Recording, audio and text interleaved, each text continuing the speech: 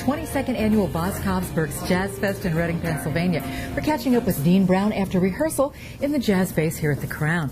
Thanks for taking time today. Oh, it's my pleasure, my pleasure. What a great sound the band has. I really like it. Thank you so much. Thank you. Yeah, we're going to have fun tonight, for sure. For sure. Yeah, no doubt. Now, you got started in music. Your mother was a jazz singer, but it was Jimi Hendrix that really got you. Yeah, that's true. My mom, music was always around the house, and I started liking music once I heard she had a guitar player, arranger friend who used to come over and play, and I was like, oh, it started being a little bit interesting, but not something that I was thinking about doing. But then I heard Jimi Hendrix, and I said, wow, you know what? I would really, that's it. I can't imagine doing anything else. It's nice to be able to find something, that you're, sort of good at, at an early age, so you don't have to work through the whole, Well, life. you're very good at it. You're very good at it. Thank you so much. Thanks. And I think your latest CD, Unfinished Business, it's titled. And that's right. It's right at this point still unfinished business because we're waiting for it to come out. Okay. All right. And so that's some of the songs that you would actually play, but you'd never really recorded, right? That's right. The whole idea behind the record was there was songs that I continually play, a bunch of songs that you just heard in Soundcheck, that we play all the time, and they never got recorded. And so I just said, you know what, that's enough of that. I mean, it has to, people always ask for them and this and that. And more important than that, I play them. So it just doesn't seem right that, because people would I say, hey, do you have a recording of that? I'm like, no. And then of course it's also there's compositions that I had laying around that had never been played too, and then and a couple of new things as well. But it all falls in under the category of unfinished business that needed to be dealt with. Yeah. Well, I can't wait till that comes out. Me too. Yeah. But you do have an app that's out that's very cool for iPhone and iPad. I do. It's called Pickup Tunes, and it's an ear training game. Okay. Not. It's if you saw it, it's for the, like you said, it's for the iPad and that type of thing. And if you saw it, it would not look like like an ear training program. It just looks like a game. As a matter of fact, I tell people, especially young people when they play it, don't worry about getting better ears. Just try to get a high score, and vicariously you become a better listener of music. And if you're a better listener, then you're categorically a better player. Well, you make the whole thing fun. It do, exactly. And it is really, it is fun. It's like, it's visually, it's not super tricked out, graphics wise, but it's smooth and slick and fun and little kids could enjoy it just as much as you or I, And the reason you did this is what?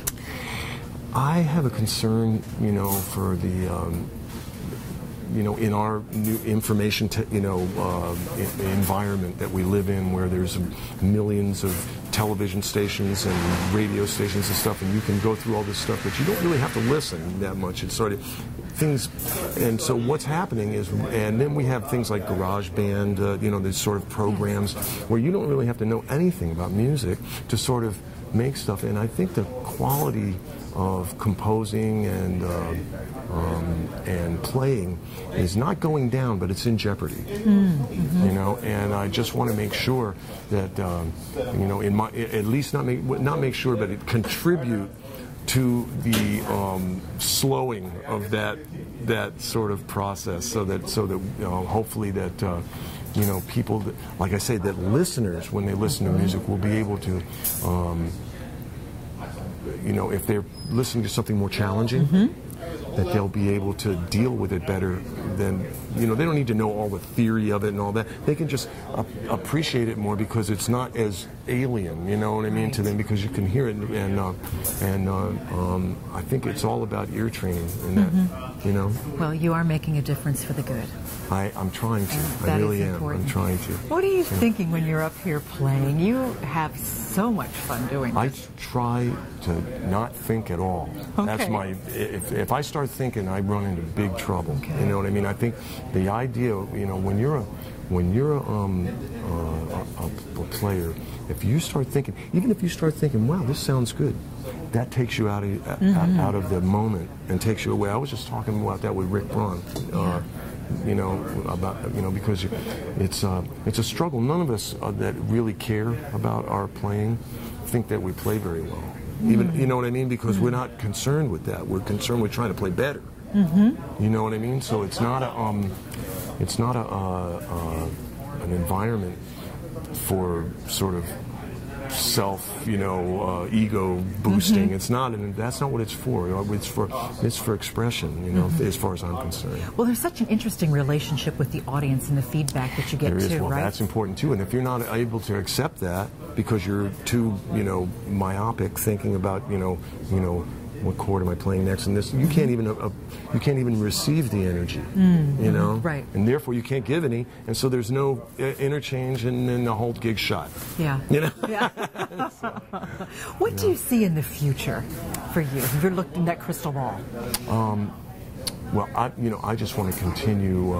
It's been a sort of a worthy struggle for me to try to continue being a solo artist, and I've had bands since I was a kid, and stuff, but it's very hard nowadays. You're the sort of chief cook and bottle washer, for your career. It's very hard to have an infrastructure like the way it used to be, where the record company took care of everything and stuff. You're it now, So I'm excited about it, though. I mean, I'm not, I'm not afraid of it. But it is, it's a weight for. I mean, a weight like physical weight, that for us artists to make sure that we're trying to stay focused musically, but also make sure that we get out to an audience. Yeah. One final question. Okay. What's really important to you? Take that any way you want. Wow. In the whole scheme of things. It's very simple for me. I mean, love is the most important thing for me, and of course, treating people the way that you want to be treated. I mean, those are, and that goes for musicians. That goes for everybody. That goes for the way I play guitar. You know what I mean? Sure. Everything. It's a very universal and simple thing that if probably, it sounds a little bit, sappy, but if everybody could do that, it would be a much nicer world, don't you think? What a wonderful world it would be. Absolutely, yes, exactly. Well, thank you for taking time, and thank you for your part in the world, because it sounds really good. Thank you so much. Enjoy hearing you. I should tell everybody that we've got the band is Dennis Chambers and Jerry Atkins and Skylar Deal.